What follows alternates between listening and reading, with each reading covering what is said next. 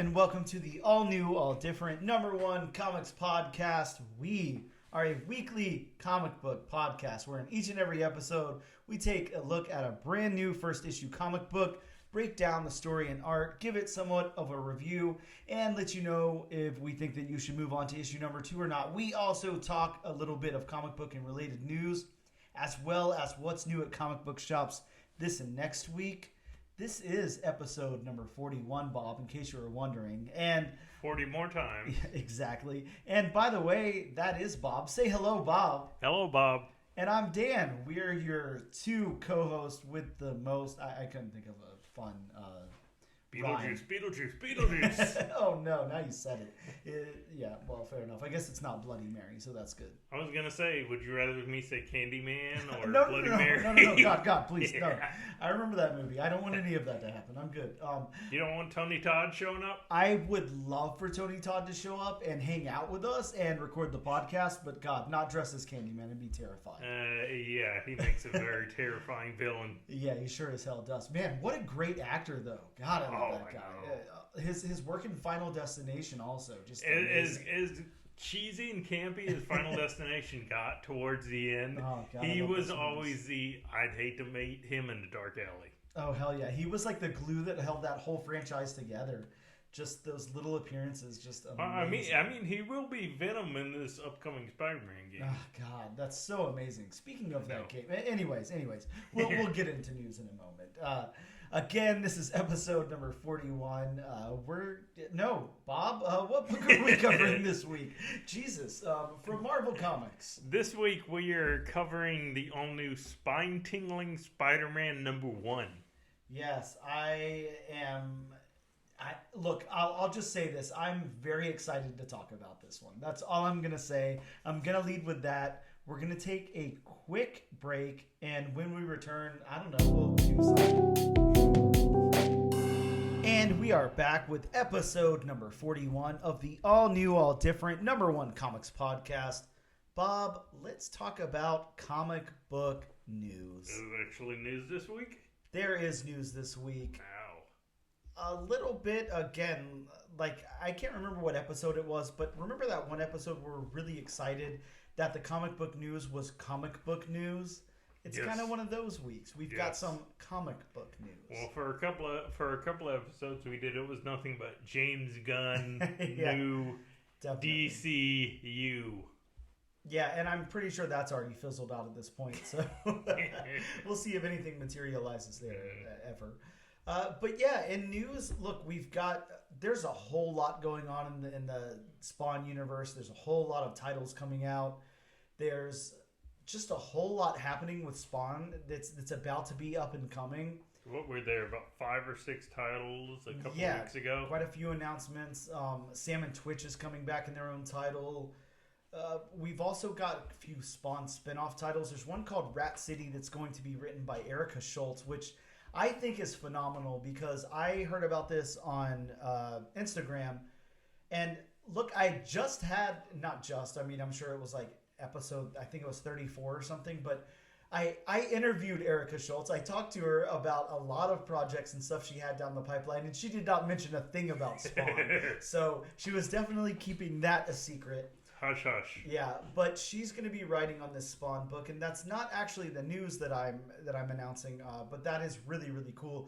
I'm really excited to see that. You just took a turn to the left. Yeah, and she's also the first female creator to work on Spawn, which is really cool. Very cool. Yeah, and if anybody, is going to do an amazing job on Spawn, ERICA SCHULTZ is going to nail that. She's going to be really cool there. But in that book, Rat City, that's written by ERICA SCHULTZ, there's a new Spawn costume debuting, and it's amazing looking. It looks really, really cool, and it's like a how do you say that? Mechanized, thank you. Mechanized cyborg looking Spawn costume. It's so cool. Drawn by Rob Liefeld? No, not drawn by Rob Liefeld. Wow, I can't talk right now, Bob. What happened to me? I'm not having a comic book stroke, I hope. But yeah, just it's so cool. I want to pull it up here so I can show it to you, Bob. It's just such an awesome costume that I think you need to see. there's a little picture of it.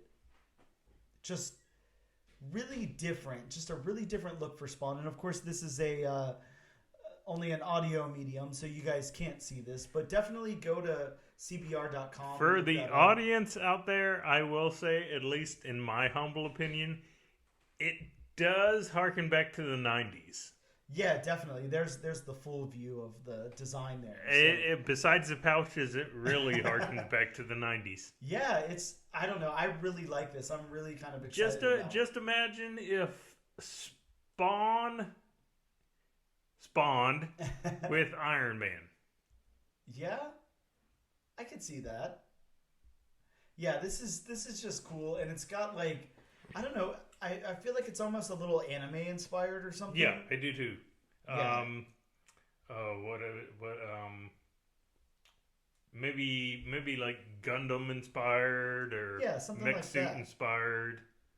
Yeah, really cool though. I'm kind of stoked about that. So I wanted to make sure I included that there in the news.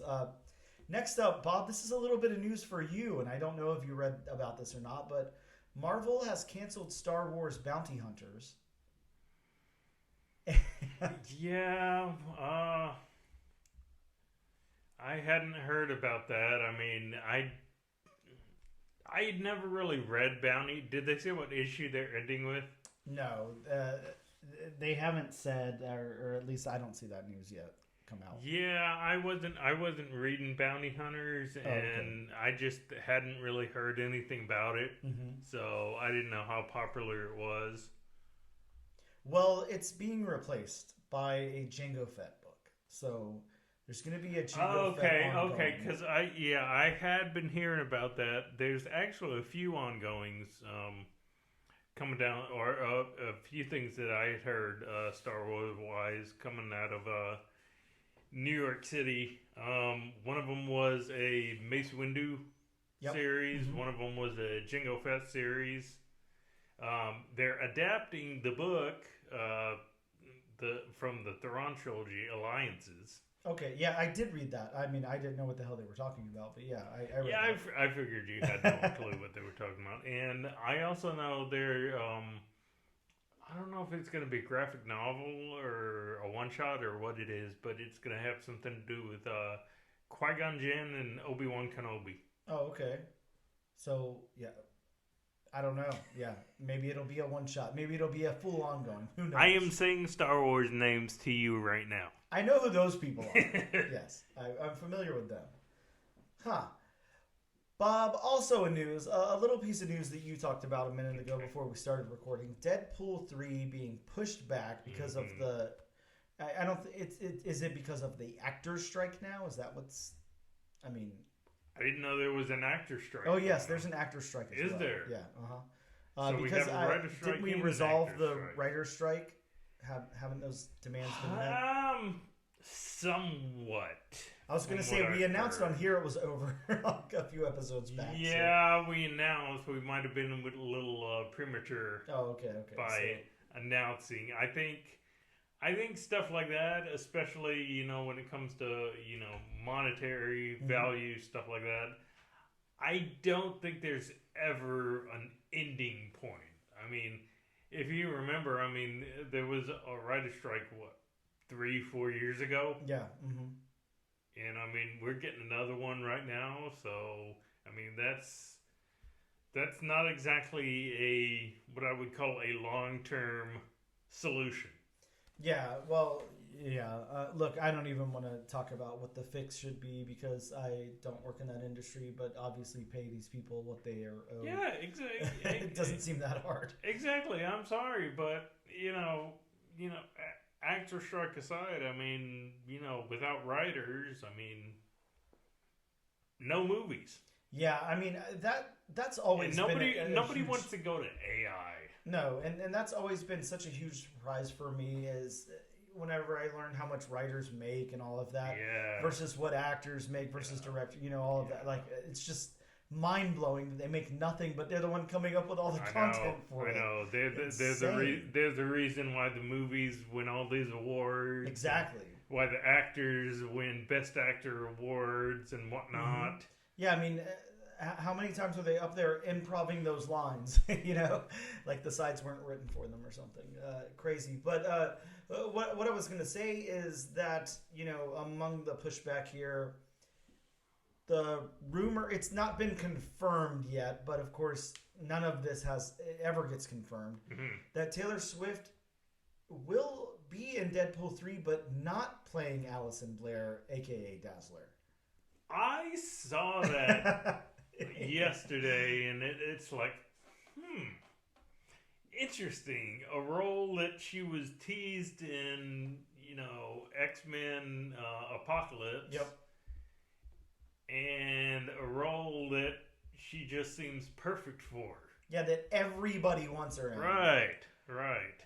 But the news, again, this is not like confirmed. This is rumored. But the news is saying that she'll be playing herself in the movie. Yeah, I agree. Like, why even, for what? Right.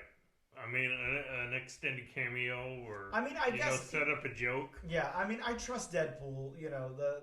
The movies were good. Yeah. Both of them have been great. Ryan Reynolds doing a good job with all of that. I don't know. And the first one did have that running Hugh Jackman joke. So, yeah. I guess there could be like a running thing with Taylor Swift. Yeah. Like Deadpool being a Taylor Swift fan. Yeah. Deadpool. Or a Swiftie, as they're called. Yes. Get it right, Bob. Exactly. So, I don't know. Disappointing, maybe. Hopefully, I don't... Just, look, it's not that hard. The people want it. We want it. Just... I don't know, make Taylor Swift Dazzler. How hard is that? Yeah. That's all you got to do. All right. And so next, what I want to talk about here, the next thing, the last little piece of news. Mm-hmm. And I just enjoy doing this when these come out. I don't know. It could be, extra long, whatever. It doesn't matter to me. I want to kind of commentate on this trending 20 from Key Collector. Love doing that. It's always fun. So first up, they've got the Image 1993 book, Bloodstrike #1. First appearance of Bloodstrike, Deadlock, Foreplay, Shogun, Cabot, and Tag. The first thermal reactive ink used on a comic book cover.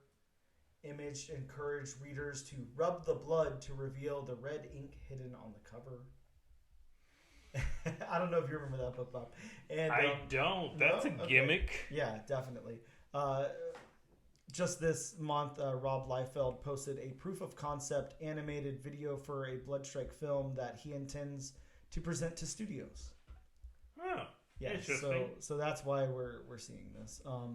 So are you going to be able to go up to the screen and rub the color? Yeah, whenever blood scenes happen, blood. Yeah, I hope so. Very interactive. I like it. Next up is a book that's it's been kind of all over the place lately. There's news, then it dies back down, then there's news, and whatever.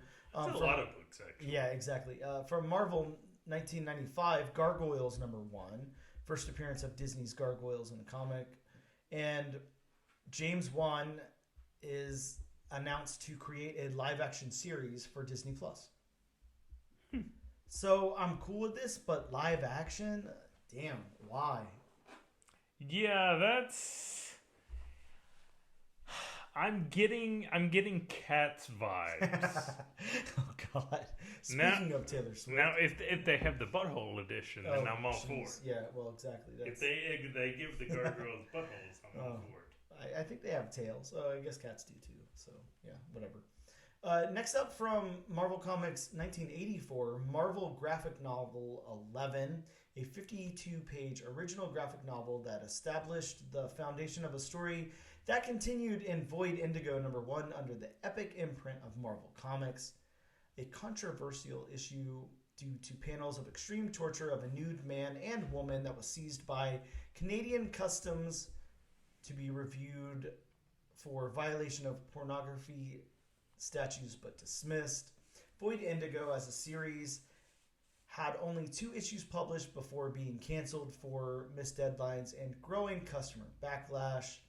And there is a 667% increase in copies sold this week.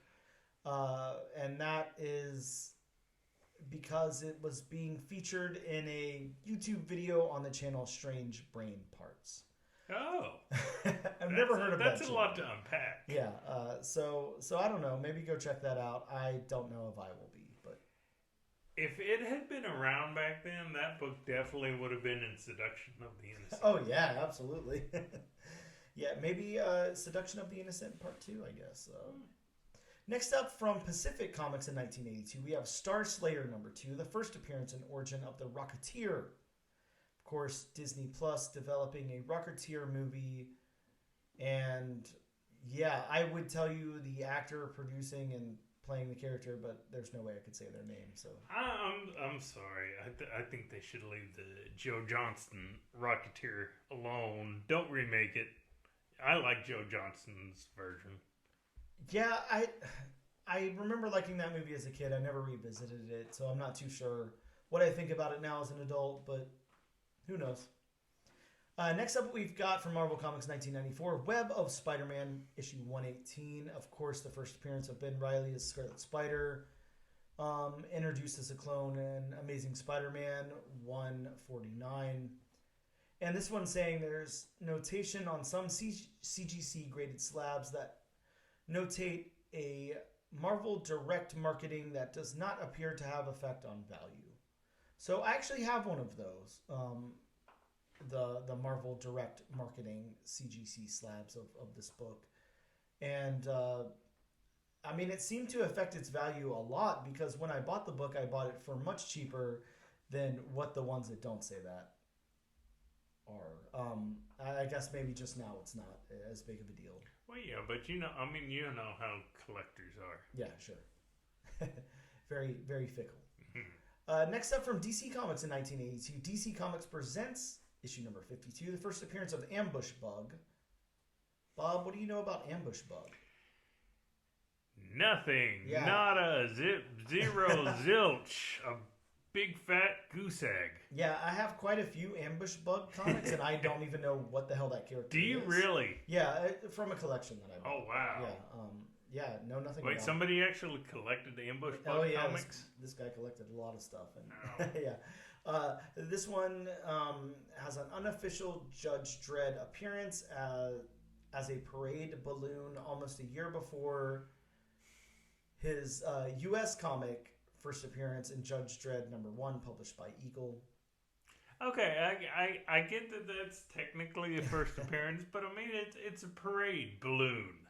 Yes. It's not the actual Judge Dredd. I agree, but again, you know how comic books are. Yeah, fickle bunch. Yeah, this one also, of course, had a limited series that's been very in demand right now after the death of Keith Giffen. So I'm guessing he was the creator of Ambush Bug. I'm not 100% sure there.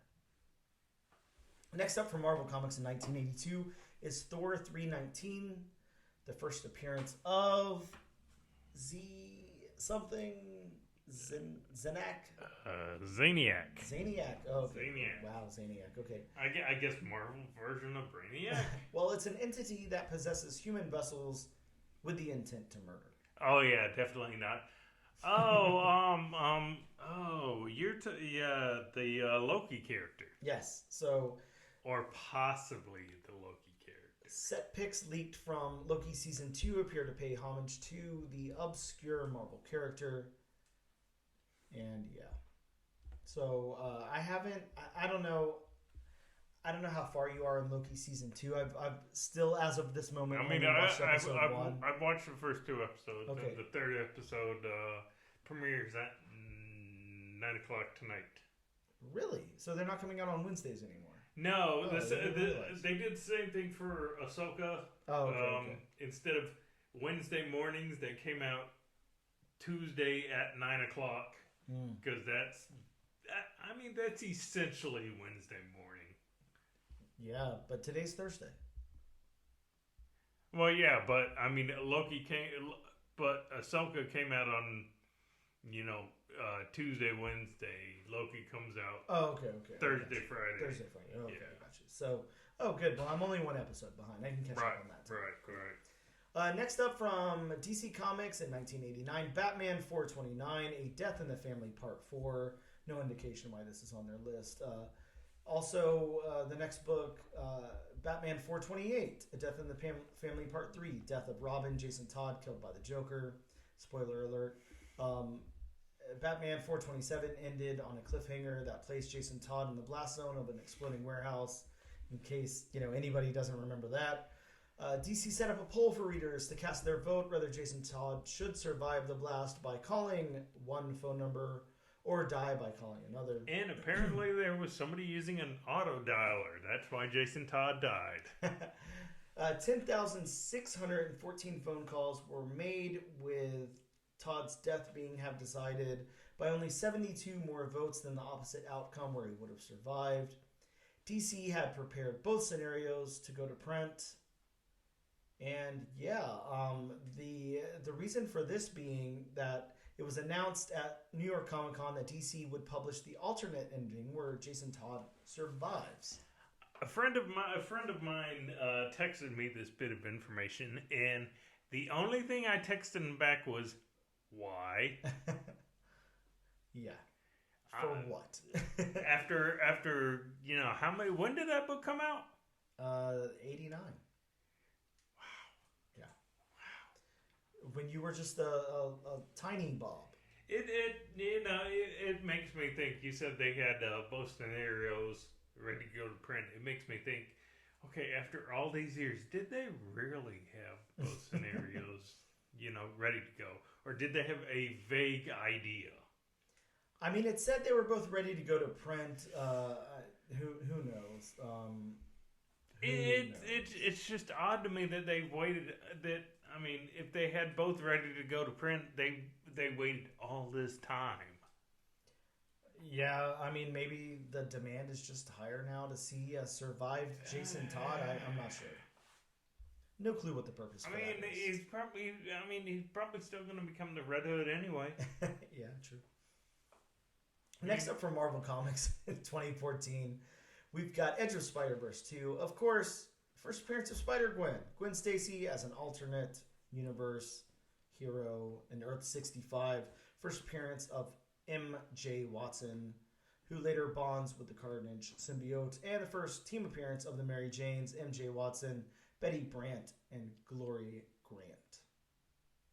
Next up from DC Comics, again in 1989, a big year, Bob, for DC Comics, I guess. Apparently. Batman Gotham by Gaslight. A one-shot story that introduced the non-canon use of established characters in an alternate reality that later becomes the Elseworld imprint. A Victorian-era Batman hunts down the serial killer Jack the Ripper. And, of course, it was announced at New York Comic Con that DC will be reviving the Elseworlds imprint. Which, again, is, for me, it's another case of why. Yeah, I agree with you. Why? For what? We've got Black Label. I mean, those are non-canonized versions of things that happen in the DC universe. Yeah, but pretty much. Money, I guess. Is DC trying their hand at what if? Yeah, seems like it. Definitely. Next up from Marvel Comics in 1983, we have Thor 337. Of course, the first appearance of Beta Ray Bill. And the first appearance of Lorelei, the sister of the Enchantress. Sorry. Beta Ray Bill. I again, no. Is there any reason why that's untrending? No reason why here. Of course, always a great book to pick up. Very insanely undervalued for such a long time. It is, and there's just been so much speculation ever since that little cameo he had in Thor Ragnarok. Yeah, and I feel like back to the yawning. Sorry, we can really, really do something with the character. Could be really, really cool. So yeah, I think even that Daniel Warren Johnson series that came out a couple of years ago, that Beta Ray Bill limited series was really, really good too. Beta Ray Bill should have an ongoing, in my opinion. I don't see why not. Next up from DC Comics in 1968 is Showcase 73. first appearance and origin of the Creeper, and the first appearance of Professor Yatz. I don't know who the hell Professor Yatz is, so whatever. I barely know who the Creeper is. Yeah. Next up from Marvel Comics in 1989, Bob. This is one that I'm very, very excited about. This is, of course, I have a couple of favorite characters over at Marvel Comics, and one of them is absolutely Jubilee. This is Uncanny X-Men 244. First appearance of Jubilee, a Chinese-American teenager with the ability to emit fireworks from her fingers. Again, no real reason given why, but it's on there. Next up from DC Comics in 2006 is Batman 655. First cameo appearance of Damian Wayne, the son of Bruce Wayne, and Talia al Ghul in Shadows. Here is what's cited here, and this is, I don't know. It says, misconception cited by many resources as Damian's first full appearance, but aside from one panel that shows his eyes only, he is otherwise fully obscured by shadows.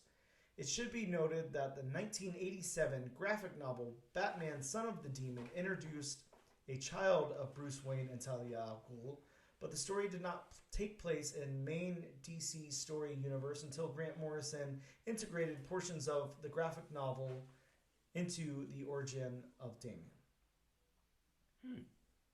So I don't know. That's important to someone probably. Next up from Star Comics, a.k.a. Marvel Comics, a.k.a. Star Comics, in 1985, we have Thundercats #1. First team appearance of Thundercats, Lion-O, and the whole gang. Do I have to go through the main characters for you? No, but I mean, we could sit here and say each one of them if you'd like.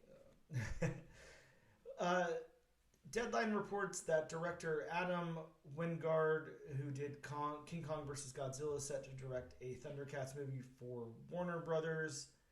And the reason for it being sold this week is that Dynamite announced that they would begin publishing Thundercats, as we already talked about in previous episodes. Yes.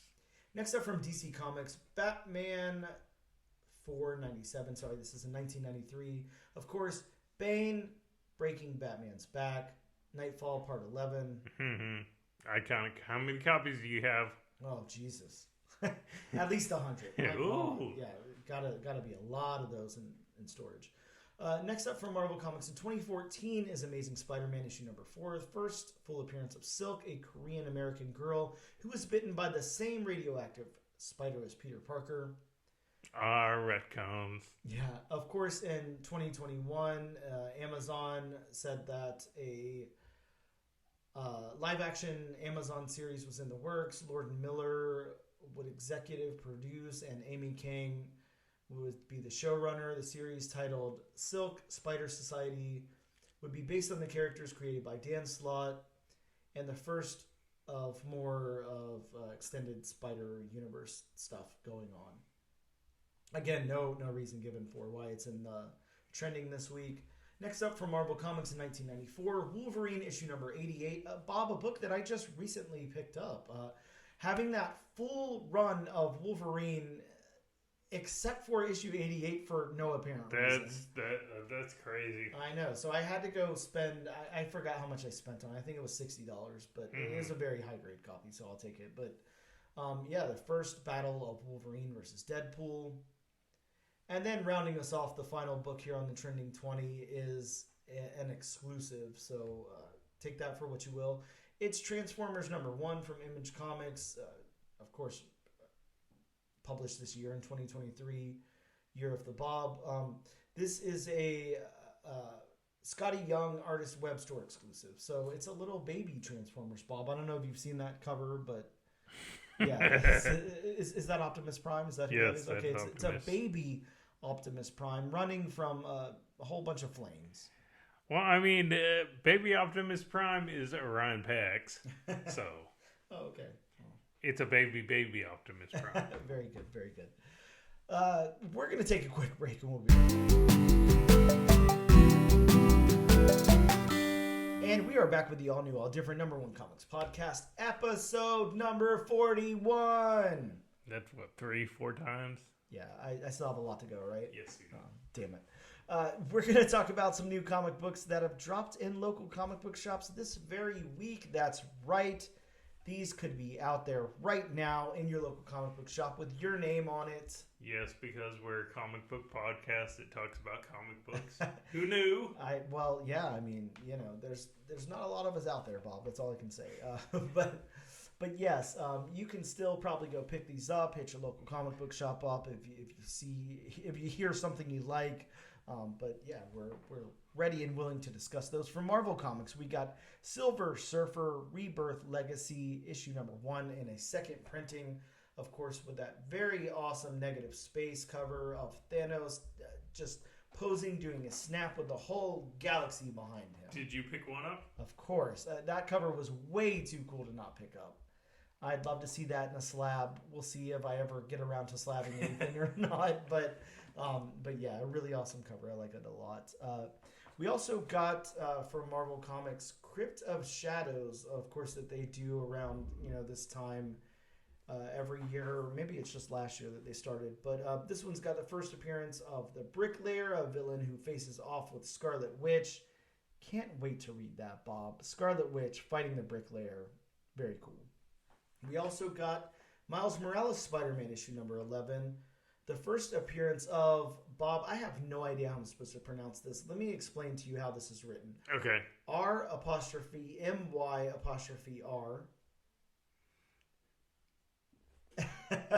Yeah, just please give it a shot, Bob. I'm going to say Rymar. Rymar? Okay, I like that. Rymar. Rymar. Just say Rymar. Sure. Well, the thing I really like about this character is it is a vampire who cannot be killed.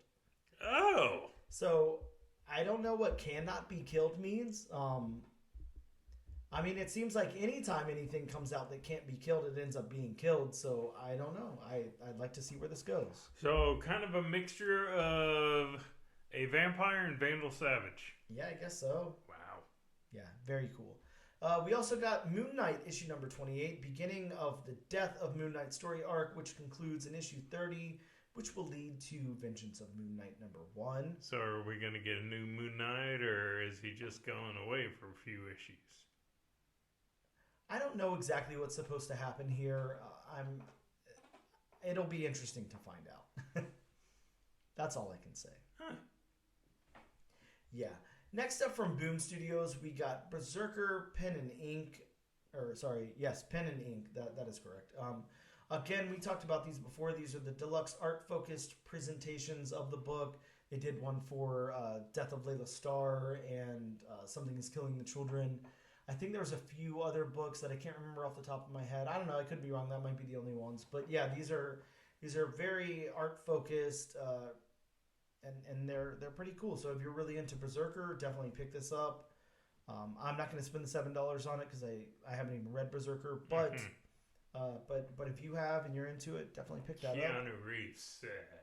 Yeah. You don't want Keanu Reeves coming after you. No. And I love Keanu Reeves. Point Break all day. But yeah. Okay. From DC Comics, we got Justice League versus Godzilla versus Kong, issue number 1. I think the title speaks for itself on that one. I don't know really what else you can say about I picked up my copy. I'm very interested to see how that goes. Yeah, very interested to read it and see what happens right there. We also got Harley Quinn Black, White, Redder, issue number 4. Harley recruits 7 girls to compete to be her sidekick. So we could have the birth of a new Harley Quinn sidekick here. I don't know, might be worth it. So is this different than the Harley gang that they introduced a couple of years ago?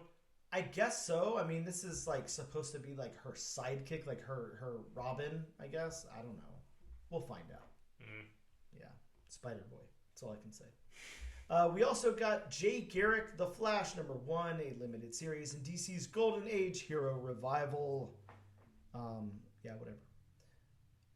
Also, Superman 850. Again, Bob, I hate the numbering here. I'm not a fan of the legacy numbering. Yeah, so Superman issue number 7, the first cameo appearance of a female version of Brainiac. Look, we were just talking about Brainiac, and now here comes Brainiac again, but this time Brainiac. Sheeniac. Yeah, They should have. They could have gone along with Shush, and they could have formed like a team. Yeah.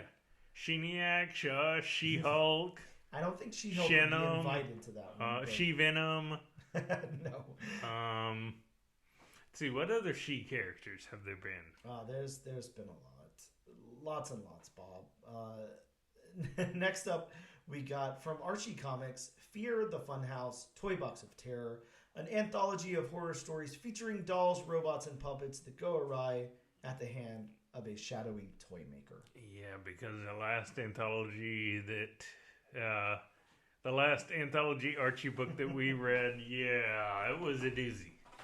No, that one wasn't easy, but maybe this one will be. You got to give it a shot. Mm-hmm. From Dark Horse, we got Headless Horseman Halloween Annual #1, an anthology of 5 stories. And I think I said it here before, but Tyler Crook's on one of these, so worth the pickup alone just for that. Tyler Crook, of course, being an amazing comic book creator, so definitely going to want to check that out. We also got subgenre number 1. This is... I thought it was a spinoff, but I don't think it is. But it is written by Matt Kent. And it's about a man living 2 lives. One, a detective trying to solve a triple murder in a cyberpunk future where he falls asleep. When he falls asleep. A wandering adventure in a barbaric fantasy land. So... I don't know about you, but I'm getting very much Legion vibes from that cover. Yeah, definitely from the cover. Yeah, absolutely. And I'm kind of sad because, again, I thought this was a spinoff of something, so I didn't pick it up. But now I kind of wish I did. I mean, it does have an $8 cover price, so that's, kind of thick there. But I don't know. I wish I picked it up. Now, Bob, the next book I'm going to talk about, I don't know if you picked it up in your pool or not. It's actually the book that we're doing the bonus episode on this week, but it's called Beneath the Trees Where Nobody Sees. Did you pick that up? I did not. I was tempted, but then I'm just like, nah. Bob, let me tell you, I read it last night. Holy shit, you're going to want to find a copy of this book. That's all I'm going to say. Really? Yes. Find a copy of this book and, maybe hit up the LCS and tell them to throw one in your pool if you still got some on the table, because... I was gonna say the good thing with that is when I went to pick up my comics today, it seemed like there was still a good amount of cover A and cover B left. Yeah, definitely. Trust me when I tell you, you're gonna want to pick a copy of this book out. Okay. That's all I'm gonna say. Okay. And I don't want to spoil anything for anybody. Well, out there, as a comic book reviewer co-host, I trust your opinion. Yeah, very, very cool stuff. And the last book I want to talk about that came out this week, actually from Scout Comics. This is Bite-Sized Tales of Terror, issue #1, an anthology of 3 horror stories. Bob, why is this book so cool? Well, #1, friend of the podcast, John Clark, put this book out. This is all him, writing and art and everything else. And, dude, if you haven't read a John Clark book... read a John Clark book. My God, John Clark, very, very good at what he does. Awesome creator, super cool guy. Yeah, all I can say is this one is an $8 cover price, and I had no problem. I didn't either. I wouldn't have cared less. Yeah, I'm like, here, gladly. I'm like that Futurama meme, like, take my money. Like, yes, take my money, because holy crap. This is so good. Okay, if you're gonna reference it, get it right. Shut up and take my money. Okay. I was supposed to say shut up. Sorry. I'll do that next time. But yeah, so good. Anything involving John Clark, so good. You're gonna want. All I can say is this, Bob. And you already know this, but to the listening audience out there who has not read a John Clark book, you're gonna want every early John Clark thing you can get your hands on, because when John Clark freaking blows up. And, like, you're going to have, like, trouble finding his stuff for, like, a reasonable price. Don't come back and yell at me and Bob, because we told you so. That's all I can say. Do yourself a favor and pick up Pop-Up. Yes, God, Pop-Up is so good. Black Friday is so good. Pick up those two. You will not be the slightest bit If you're a fan of the horror genre, this is a must Like horror done Must right. read. Like no gimmick, Must no read. bullshit. Like good horror stories. Right. Yeah. John Clark, freaking awesome. I'm glad he's got a book out on Scout this week. That's it for new releases. We're going to take a quick break, and we'll be right back to talk about another horror book, or at least they say, Tingling Spider-Man.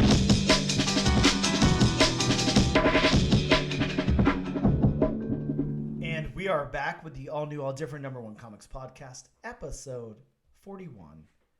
Bob, today we are going to be talking about a new book from Marvel Comics. It's Tingling Spider-Man. Now, let me get this out of the way first, because I was a little confused as to what was going on here, because I don't remember, or I don't know if you remember, a few weeks ago, maybe a month ago, maybe longer ago at this point, there was a Tingling Spider-Man 0 issue.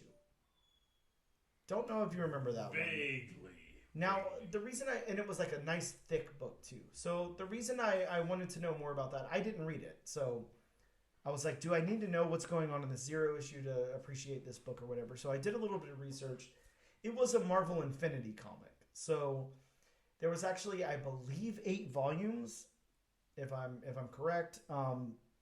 And this is basically the second volume. Okay. Basically. Now it's kind of like a restart or whatever. You don't need to know anything about that first volume. Soft reboot, kind of. Yeah, you don't need to know anything about that to get through this, definitely. But just throwing that out there, this is like a continuation of that. But I want to read the solicit here. This is from Marvel's site. Terror continues for the web slinger. After a fight with Spider-Side, Spider-Man gets taken on the most terrifying ride of his life. If you think you've already read the scariest Spider-Man story ever, you may stand corrected after this one. That's the solicit. And again, I was kind of telling you off air, this is like all over the place on the internet and everything, saying that this is the scariest Marvel comic ever produced and all of that. So I can't find that quote here, but definitely the most terrifying Spider-Man story ever, everything's saying. So I like the look on your face. It's very interesting. But yes, that's what it's solicited as. Now the I'm kind of optimistic on that. Yeah, I got you. The creative team here, Saladin Ahmed is the writer. There's no way for me to be able to go over all the stuff he's worked on. Obviously, Miles Morales, Spider-Man, Amazing Spider-Man, Magnificent Miss Marvel, Black Bolt, Exiles, Terror War, Star Signs, Daredevil, Conan, Battle for the Serpent Crown, Abbott 1973, Abbott's Quicksilver No Surrender, Miss Marvel, Absolute Carnage, Miles Morales, Wolverine, Black, White, and Blood, Marvel Snapshot, Abbott 1979, and look, the list just goes on and on and on and on. Worked on a lot of stuff. Really good writer, in my opinion. I really like him a lot. For the art, we have Bob, if you don't mind pronouncing that name for me. I'm going to say Juan, and I'm probably butchering this, Juan Ferreira. Okay, well, good enough. Better than I would have done. He's worked on a lot of things. Green Arrow for DC Comics, New Suicide Squad, Constantine, Small Gods over an Image, Gotham by Midnight, a really cool series that I actually liked a lot. Calder from Dark Horse, Scrapper from Image, if you remember that dog book, that pretty recent dog book. Killmonger over at Marvel, Kiss Me Satan for Dark Horse, Catwoman, Punisher Kill Crew, really really cool book, some cool art in there. King in Black, Thunderbolts, Batman Eternal, Old Man Logan. Again, the list goes on and on. He's worked on a lot of things. So a very seasoned creative team here over on Tingling Spider-Man. Mm-hmm. Now, I want to get into my solicit because it's It's kind of like a recap, or sorry, my solicit, like I'm a publisher. My synopsis, rather. You have a solicit? Yeah, I forgot to tell you, I'm a comic book publisher now, Bob. Oh. So, yeah, I'm a billionaire. It was good knowing you. Spine-Tingling Spider-Man opens with Spider-Man in a fight with Spider-Side, a Spider-Man clone. After a while, Spider-Man defeats him. Peter then goes home to his apartment and goes to bed. He's woken up by police who are there to ask to get him to peacefully leave, as the superintendent says he's never seen Peter before and that he's trespassing in one of the model apartments for showings. Peter leaves very confused and calls Aunt May, who has no clue who he is.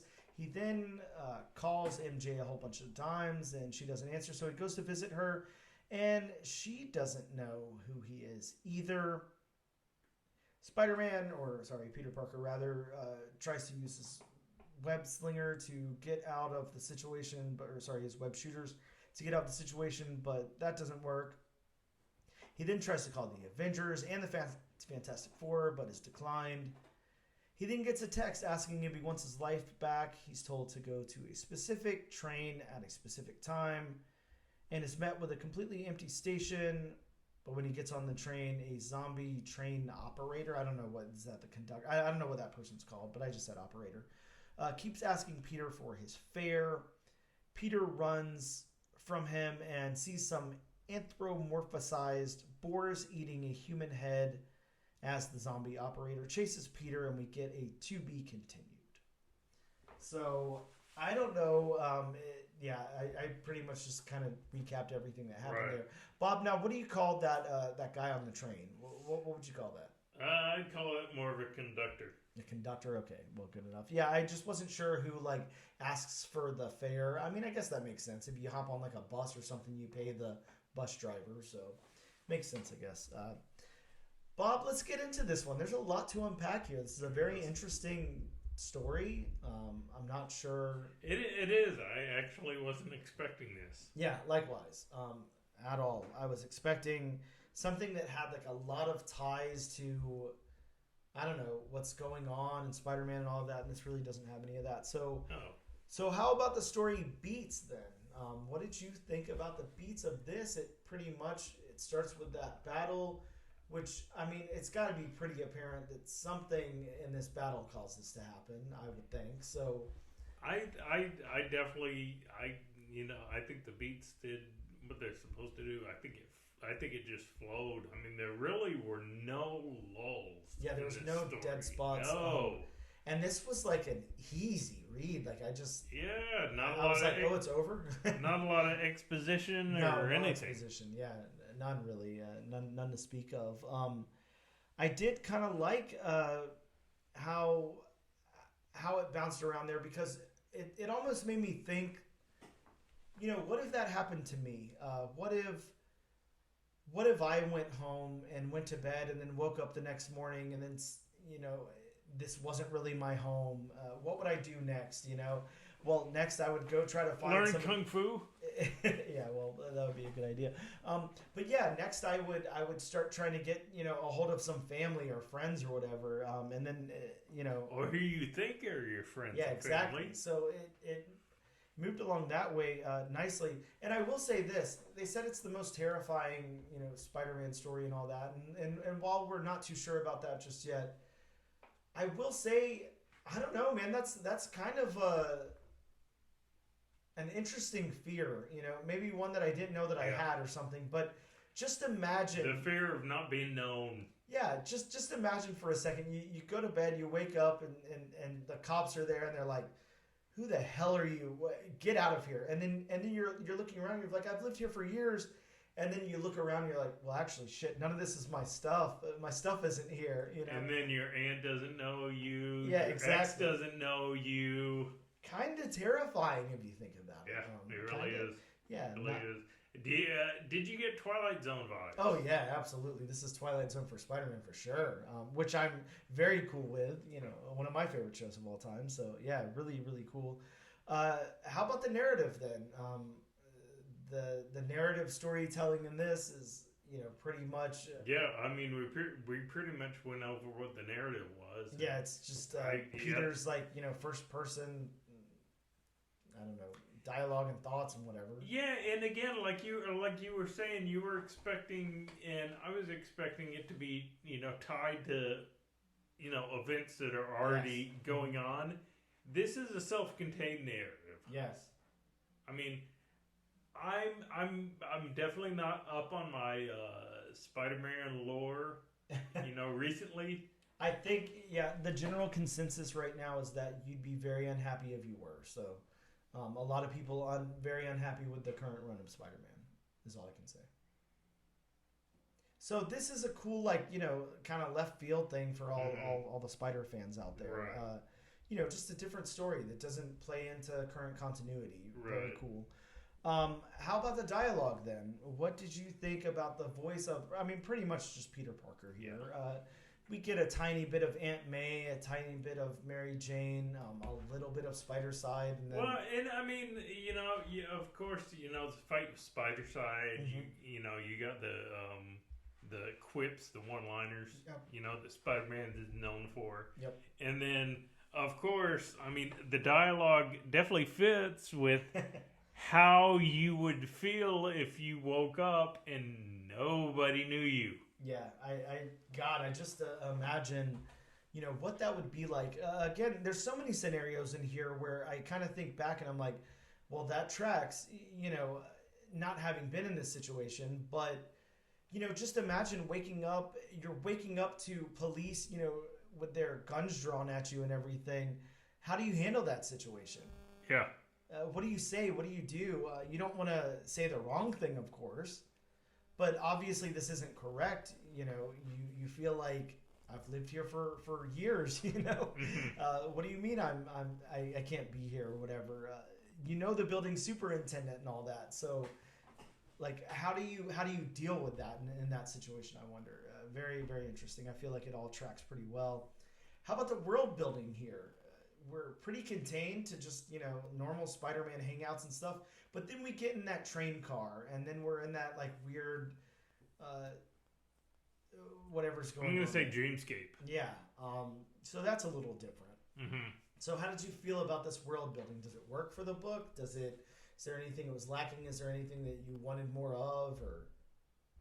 Not really. I mean, the world building, like you said, I mean, it's very self-contained, I mean, you go from Peter's apartment to, MJ's neighborhood to the construction site to the train station. Now, let me ask you this. Whenever Peter, wanted to use his web shooters and get out of there and everything, did you already know that wasn't going to work? Was it a surprise? It was a surprise. Part of me had a feeling it wouldn't work, considering what the story was, that nobody knew him, that he was going to try to use it, and he just wouldn't be able to use it. Yeah, and did you think that this would, going in, completely blind, as we both were, did you think that this would have, more of a resolve by the end of this issue, or were you expecting it to, end on that kind of cliffhanger? With what they were going for, I was actually hoping it would end on cliffhanger. Yeah, me too. Definitely once I opened the book. I don't know why, but something about this made me feel like, I guess the way it was structured, that Spider-Side fight at first and everything, I kept thinking, okay, he'll get kicked out of the apartment, he'll talk to Aunt May and everything, but MJ will have something in here. There will be something about Mary Jane that makes it where, she's just I don't want to talk to you right now, Peter, or something. That's what I was expecting. And when she didn't know him and it just continued that nobody knew him and everything, I wasn't expecting that. I'll say I was expecting, something with MJ there. So I thought that was cool. Even though that's, not a huge twist or anything, nobody knows him. We don't know what's going on here, but very cool. Right. So let's get into the art then. How about, what'd you feel about the character design here? I like the character design. I mean, everybody had their own look, individualized. So yeah, I like the character design. The only And again, everything we say about the art is just personal stuff, Sure. or at least everything I say. I have it open to this one panel of Spider-Man, kicking Spider-Side in the face. Yeah. And unfortunately, I'm sorry, but at that moment, Spider-Man has the Hunchback of Notre Dame look on his going on. Yeah. And that's kind of like, ooh. Yeah, okay, well, here's what I'm going to say. I'm not going to lie because I wasn't super into those first few panels of the fight.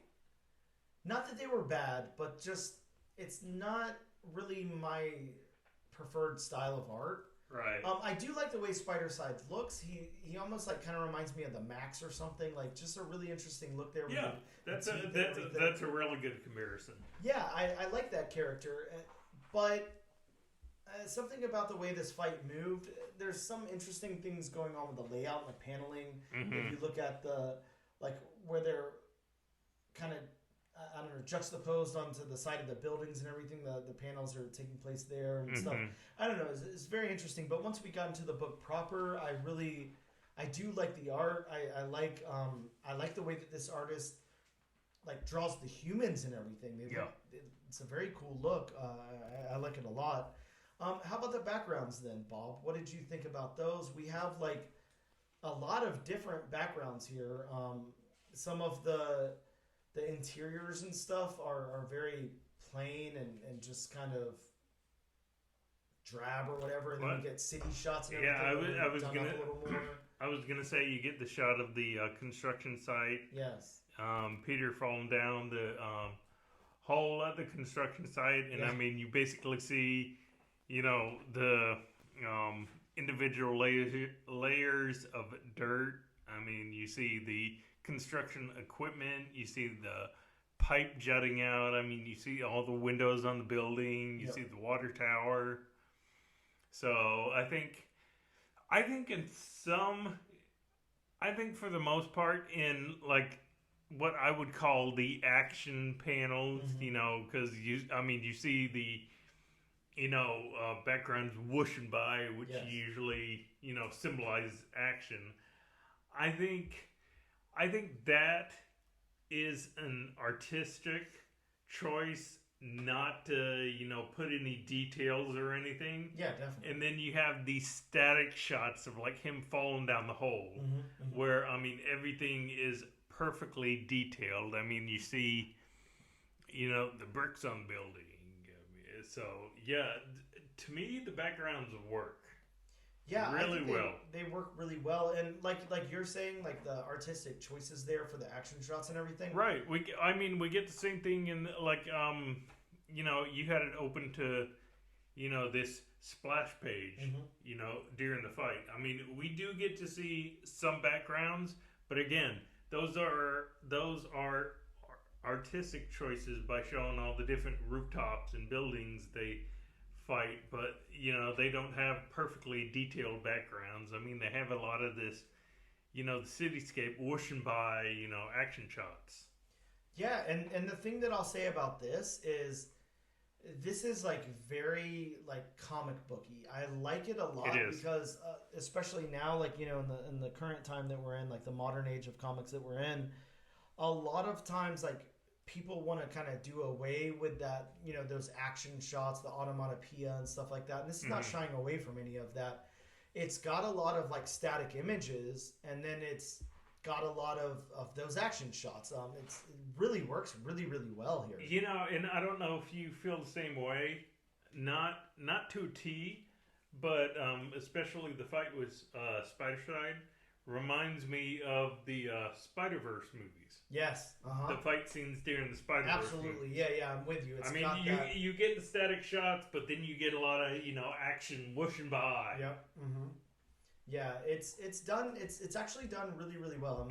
If nothing else, the art in this book is very, very interesting. Really, really cool. Takes some really big swings and pretty much executes on all of them. Well, I mean, so. it is Spider-Man. Yeah, yeah, true. So we basically covered backgrounds and locations. I don't think there's much else to say about that, other than I guess I do want to get into, just for a second about the whenever we get on the train there, because the art style kind of shifts. We have the I don't know, operator or whatever. I'll tell you bring up the operator. To me, that is definitely where the art tone shifts. Yeah, a lot. I've heard a lot of comparisons to. I'll never be able to get this guy's name right, but he's like a manga artist, a really big one. Everyone always talks about him. Whenever we talk to the Lonnie and Jenna from The Sickness, they talked about him. Jinjitsu or something. I'd never be able to pronounce it, but anyways, I have a friend who's big into manga and Japanese anime and all that, and he would probably know exactly. I know who you're talking about. Oh yeah, 75% of the audience right now is saying the name, and they're like, "You stupid idiots, I know. Just say it." But, I know. But anyways, again, we've heard the name before. We just can't think of it right now.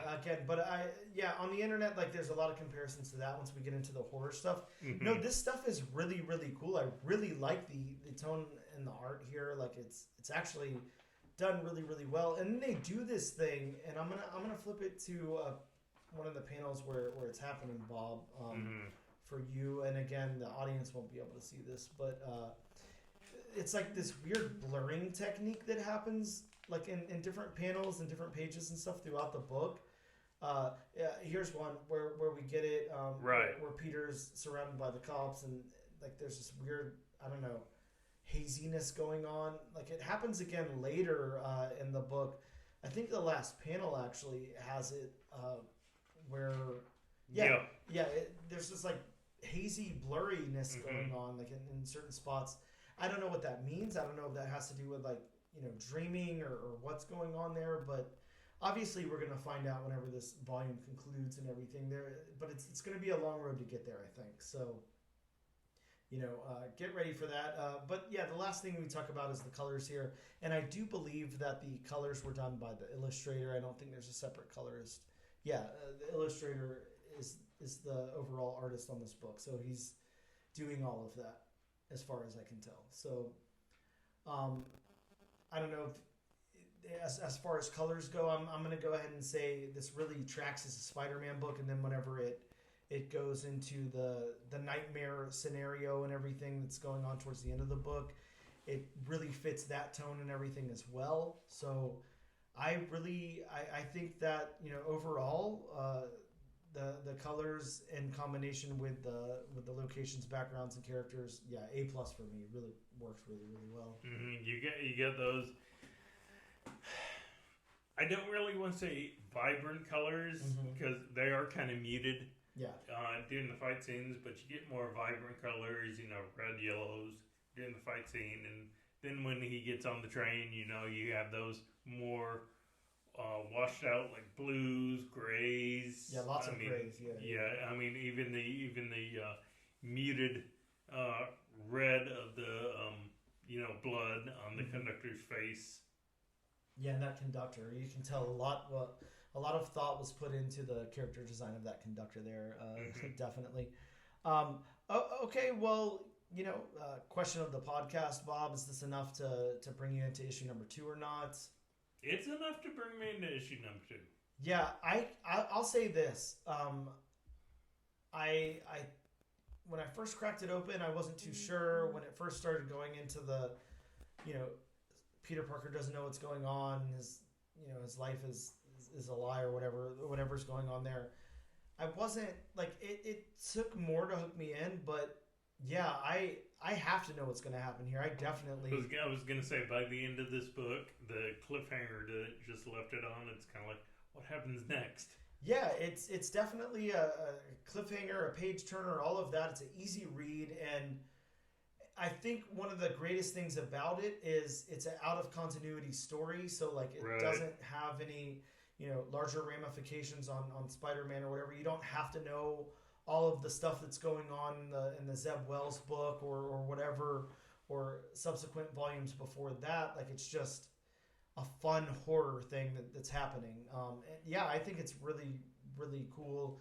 I think it's done very, very well. This actually makes me want to go back and pick up that Zero issue that collects the Marvel Infinity book, if it's anything like this. So, yeah, I'll definitely be picking up issue number 2 as well. So this is a win all around for me and Bob here at the All New, All Different number 1 Comics podcast. We will definitely be picking up issue number 2. So we absolutely suggest that you go out and pick up issue number 1, add it to your pull list, check it out. With that being said, we're going to take a really quick break, and we'll be right back.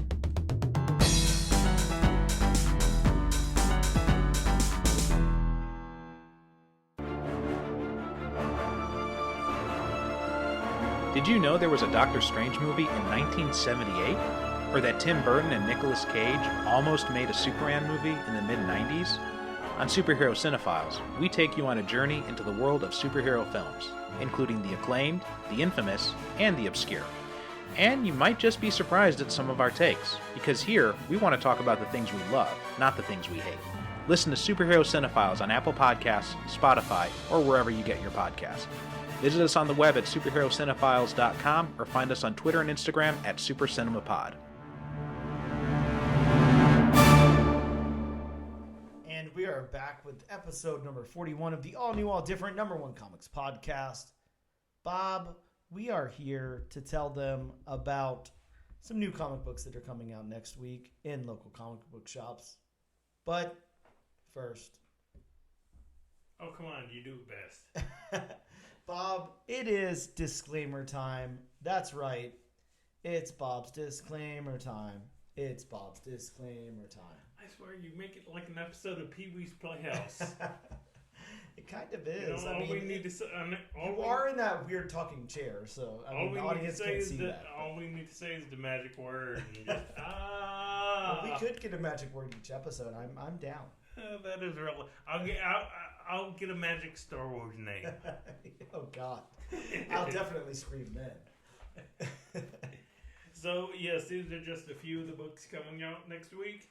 So if you want a more in-depth list, please consult elsewhere. So starting off the list from DC, we have Tales of the Titans, number 4. Yeah, this one is the introduction of a Beast World crossover event. Possible debut of the Necro Star, an event that transforms heroes into deadly animals. I always love those possible first appearances. I do too. Possible events, possible first event, possible appearance. Going to Marvel, we have a new volume of Captain Marvel. That's right, from Marvel, Captain Marvel, a new volume. New creative team here. This one is Stephanie.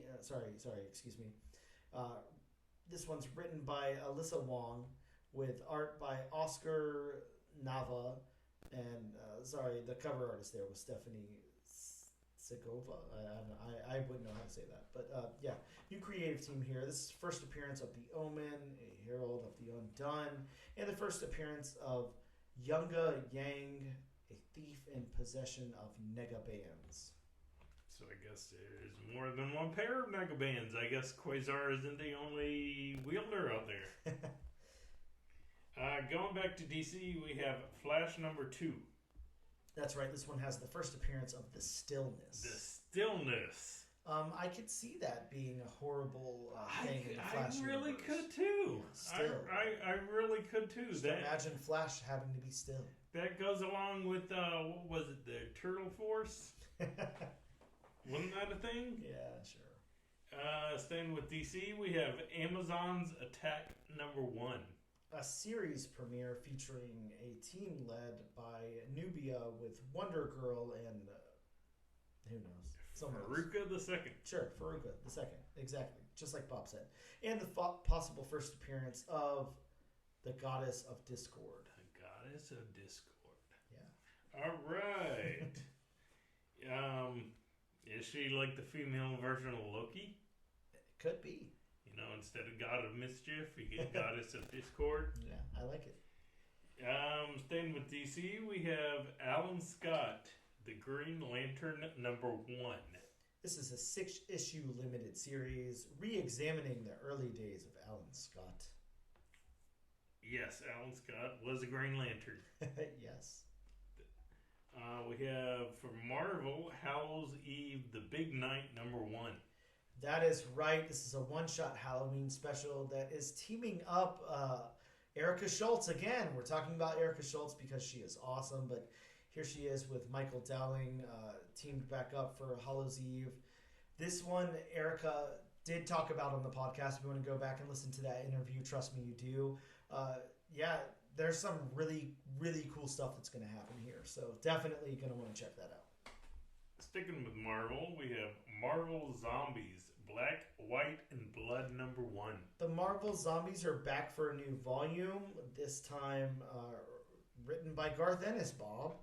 So Garth Ennis is back with Rachel Stott to do Marvel Zombies, Black, White, and Blood. This is a 4-issue limited series featuring an anthology of stories. Garth Ennis writes Daredevil, Spider-Man fights against zombie family, Khonshu defends Mark Spector during the apocalypse. Let's hope it works out better for T'Challa this time around.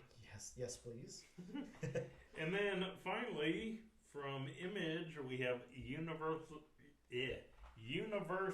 Monsters, Dracula #1.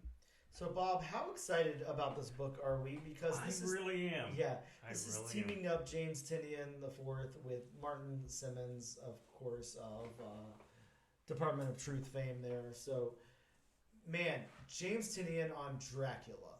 Yeah. God, I'm excited about this book. Yeah. I couldn't be more excited. If this is not where the wheel lands, to say that I'll be sad, Bob, this is like, I don't know, we might have to record like a 10-minute bonus episode either way on it, because Jesus, I want to talk about this book. I'd be down for that. I'm so excited about it. So very excited. But that does take us to our next, little piece of whatever here. Great segue. Yeah, part of the podcast. We are at the lovely wheelofnames.com, no sponsor. But again, wheelofnames.com. I know you guys are listening to the show. Sponsor us. We use your website every week. We are going to click to spin here and reveal the winner of what we're covering next week. It is between Edenwood #1, Universal Monsters Dracula, and Captain Marvel. Bob, I don't know what just happened there. It for the first time ever kind of glitched out, so we're going to spin one more time here. I'm not sure what happened. Again, not something that usually happens, but it looks like it has landed on Edenwood, so that is the one we'll be covering next week. I can't say I'm disappointed with that. that. I'm not disappointed, but again, Bob, I do see a bonus episode in the future, so yeah, there's no way I can't talk about Universal Monsters Dracula. Written by James Tynion. Yeah, exactly. So yeah, tune in next week for Edenwood #1. We will be covering that. But that takes us to the end of this episode of the podcast, episode number 41, again, in case you weren't listening before, of the all-new Different #1 Comics podcast. Bob, here's the point in time where I tell them where they can find us on the internet. You can find us at Instagram at ANAD_1 Comics Podcast. You can check us out on X at ANADNO Comic Pod. I didn't make an X Twitter joke this time, but there it was. Wait, what's Twitter? Yeah, I don't know. It doesn't exist. You can also check us out on TikTok at ANAD_1 Comics Pod and on YouTube under the Comic Book Channel. This and every single week, we love to give away a copy of the book that we're covering, this week being Tingling Spider-Man, issue #1. A really, really great book to have in your collection. You're going to want it there. So what you've got to do is use our hashtag, AllNewAllDifferentNation, on a social media post of your choice to be entered in the giveaway. But we don't just give a book away, Bob. We'd like to make sure we see plenty of those hashtags. So hashtag, tell your friends to hashtag. Make sure you guys get those hashtags out there. If you can use X, you can use a hashtag. Exactly. Again, that's All New, All Different Nation. Make sure that you post that up. And yeah, thank you guys so much for tuning in. It's greatly appreciated, and we will see you next time.